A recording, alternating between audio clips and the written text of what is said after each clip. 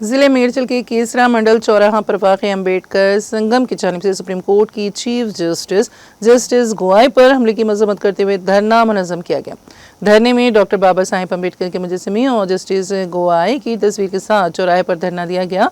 इस दौरान supreme court में चीफ जस्टिस ऑफ इंडिया पर हमला करने वाले वकील राकेश किशोर के खिलाफ फौरी कार्रवाई का मुतालिबा करते हुए उन्होंने सड़क पर धरना दिया और सियाह बैजों से इजहार एकजहती किया।